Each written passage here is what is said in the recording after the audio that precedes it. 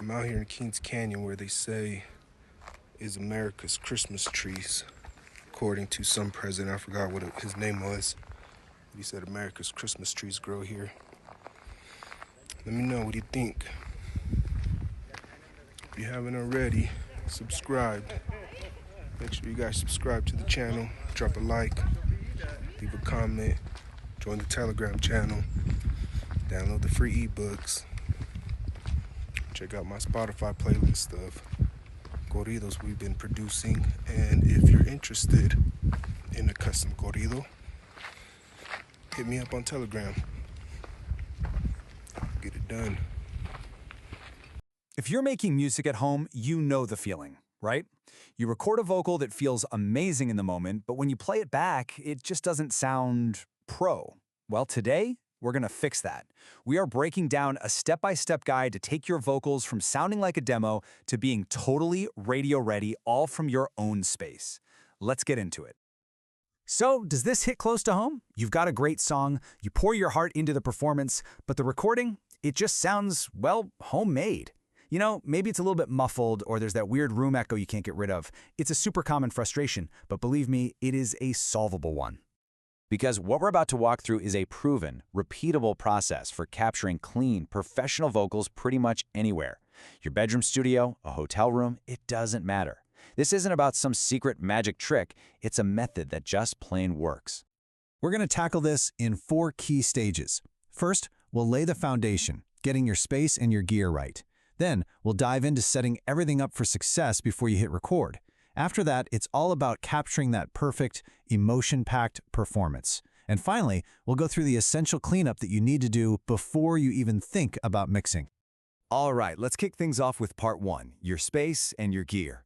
You just can't get a great vocal sound without a solid foundation, and that is exactly what we're building right now.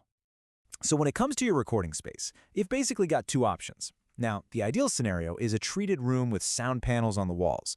These things just soak up all the sound reflections and give you a super clean, dry vocal. But hey, if that's not your reality, a mic eyeball or an isolation shield is going to be your new best friend. It basically creates a mini vocal booth right around your microphone. Now, for the gear itself, there are really 2 main paths you can take. You can absolutely get started with a simple USB mic plugged straight into your computer. It works.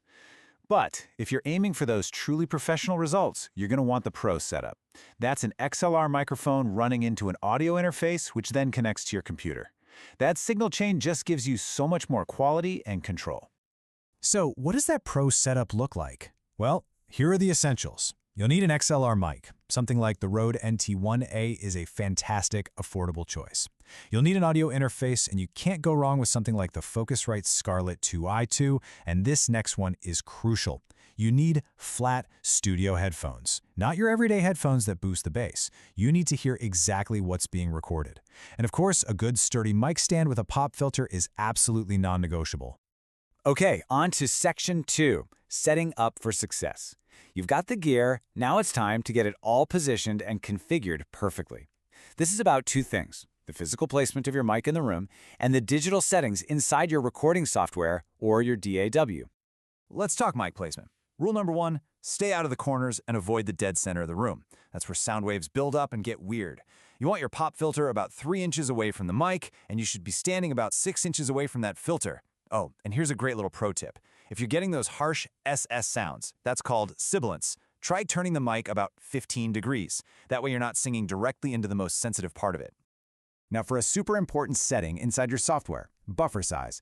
Just think of this as your computer's reaction time. When you are recording, you need this set low, like 32 or 64. This gets rid of any annoying delay between when you sing and when you hear it in your headphones. But when you switch over to mixing, you want to crank it high, up to 1024. This gives your computer all the processing power it needs to handle a ton of effects without crashing on you.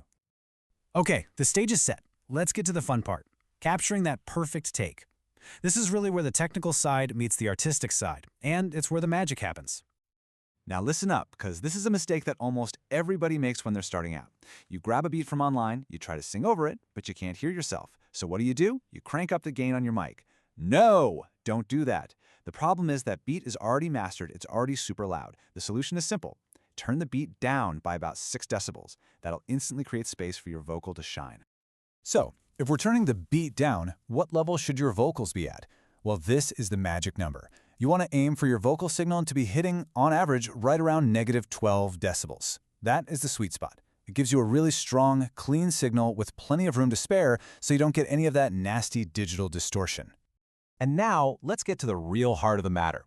Because you can have all the perfect gear and all the perfect levels, but none of it matters without a killer performance.